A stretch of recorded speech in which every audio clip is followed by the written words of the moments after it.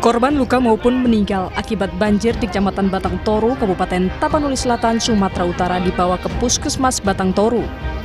Hingga Kamis siang, data Puskesmas ada 113 warga yang luka-luka dan tengah ditangani. Puskesmas kekurangan pasokan obat-obatan akibat akses ke wilayah ini terhalang longsor. Yang meninggal 17, yang luka 113.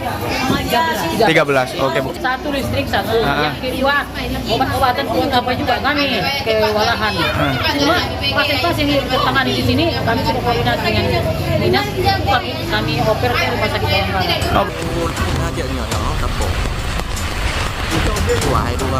Banjir juga melanda sejumlah wilayah di Kabupaten Aceh Barat. Kecamatan Sungai Mas menjadi wilayah terdampak paling parah. Tim BPBD Aceh Barat mengevakuasi 33 keluarga ke area yang lebih aman. Banjir merendam permukiman warga di 4 kecamatan, termasuk Kecamatan Sungai Mas, Arongan Lambale, Woila Timur, dan Kecamatan Pante, Ciremen. Sementara itu di Padang, Sumatera Barat, jembatan Gunung Nago hancur diterjang derasnya arus sungai. Jembatan yang menghubungkan Kecamatan Kuranji dengan Kecamatan Pau ini putus. Sebelumnya warga melakukan penjagaan dan melarang pengendara untuk menyeberang di atas jembatan. Menggulung. Datangnya tiba-tiba, Pak? Tiba-tiba. Terus dihantam jembatan. Hantam putus.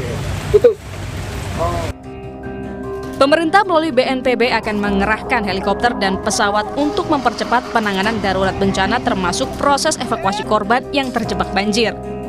BNPB sendiri ini beberapa kali menerima telepon dan permintaan untuk mengevakuasi keluarga mereka yang terdampak di Aceh sejak tadi malam. Dan memang ada beberapa kendala yang disampaikan oleh BPBD setempat terkait dengan akses dan lain-lain. Ini juga menjadi dasar sebenarnya pertimbangan kenapa kemudian Kepala BNPB memutuskan untuk membawa 4 unit satuan udara sekaligus, itu 1 heli Airbus DC-55, kemudian 3 pesawat fixed-wing Caravan. Sejumlah bencana banjir dan longsor terjadi di Sumatera, mulai dari Sumatera Utara meliputi Sibolga, Tapanuli Utara, Tapanuli Tengah, dan Tapanuli Selatan, diikuti Aceh dan Padang, Sumatera Barat. Modifikasi cuaca akan dilakukan untuk menunjang percepatan evakuasi dan penyaluran bantuan. Tim Liputan, Kompas TV.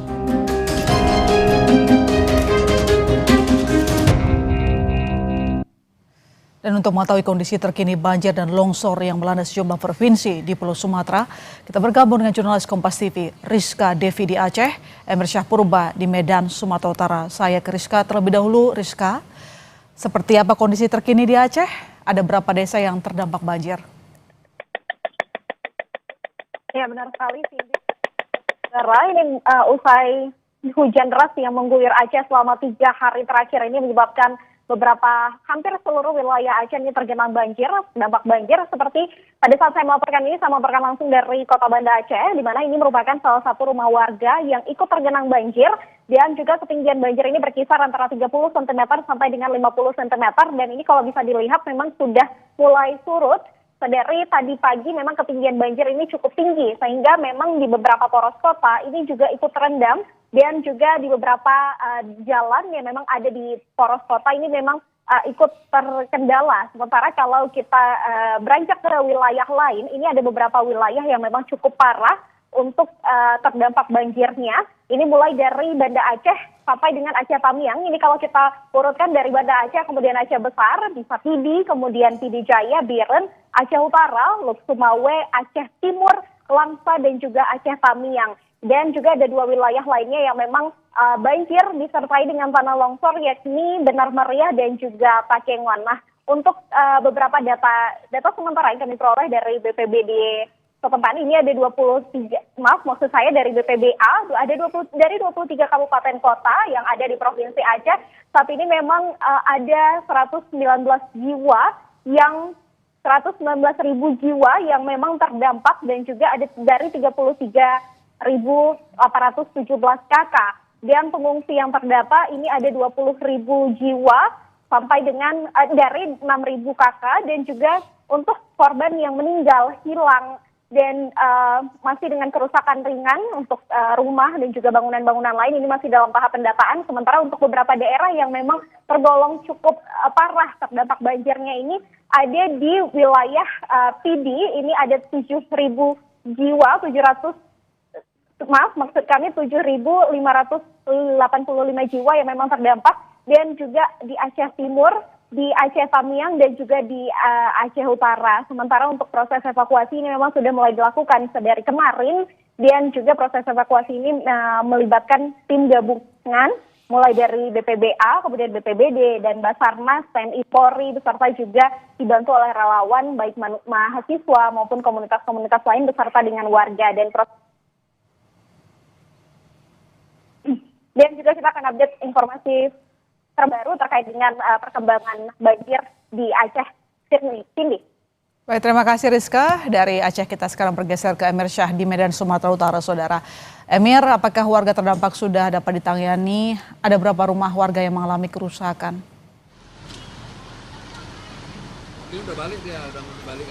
Ya, selamat petang Saudara. Sampai dengan saat ini debit air di sungai yang ada di Kota Medan masih tinggi dan sejumlah daerah di Kota Medan masih tergenang banjir. Setidaknya informasi yang saya peroleh ada 21 kecamatan yang terdampak banjir di Kota Medan, meskipun tidak setiap kelurahan yang ada di kecamatan tersebut terdampak banjir.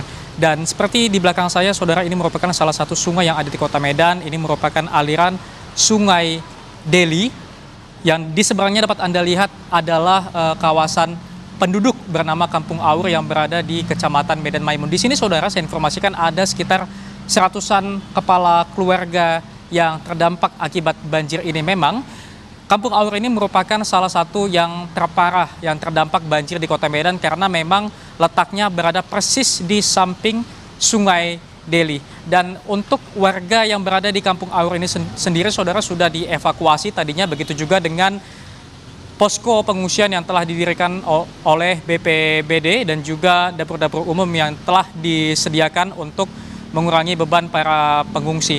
Dan juga selain merendam kawasan di Kampung Aur ini Saudara, banjir juga menggenangi sejumlah kawasan lainnya seperti di Kecamatan Medan Selayang dan juga Kecamatan Medan Sunggal yang mana banjir memiliki ketinggian yang bervariasi mulai dari 1 hingga 2 meter yang tentu mengakibatkan warga yang mengakibatkan aktivitas warga lumpuh. Begitu juga dengan ruas-ruas jalan yang tergenang Saudara, setidaknya ada beberapa ruas jalan nasional yang lumpuh total akibat banjir yang melanda Kota Medan pada hari ini, seperti jalan lintas Medan Binjai, yaitu di Jalan Gatot Subroto, dan juga jalan lintas Medan Tebing Tinggi yang berada di Jalan Sisinga Mangaraja. Informasi tadi juga Saudara, untuk di Jalan Gatot Subroto dikarenakan tingginya banjir yang menggenangi jalan sehingga para pengendara sepeda motor dialihkan untuk masuk ke tol C Semayang untuk nantinya diarahkan keluar ke tol Helvetia karena memang sebagian ruas jalan di kawasan tersebut tidak dapat dilalui oleh pengendara. Dan hingga sampai sore ini Saudara, hujan masih terus mengguyur Kota Medan yang dikhawatirkan akan mengakibatkan debit air sungai yang ada di Kota Medan ini masih terus tinggi, dan dikhawatirkan juga debit air banjir yang menggenangi Kota Medan ini belum tampak kapan akan mengalami surut. Ya, potensi banjir masih tampak akan berlanjut. Lantas upaya penanganan yang akan dan sudah dilakukan apa saja, Emir Syah? Singkat saja. Ya, tentu Saudara, untuk penanganan sendiri dari BPBD dan juga pemerintah setempat, langkah pertama adalah mengevakuasi warga-warga yang terdampak banjir yang mana tidak bisa melakukan evakuasi mandiri. Seperti di belakang saya Kampung Aur ini Saudara, evakuasi dilakukan dengan menggunakan perahu karet. Begitu juga langkah selanjutnya adalah mendirikan posko-posko di tempat yang lebih tinggi dan lebih aman agar warga yang terdampak banjir dapat beristirahat ataupun melakukan aktivitas lainnya. Begitu juga dengan dapur-dapur umum yang untuk menyediakan pasokan makanan pengungsi. Baik, terima kasih Emir Syah dari Medan, Sumatera Utara, dan sebelumnya juga ada Rizka dari Aceh. Terima kasih rekan-rekan, selamat kembali bertugas.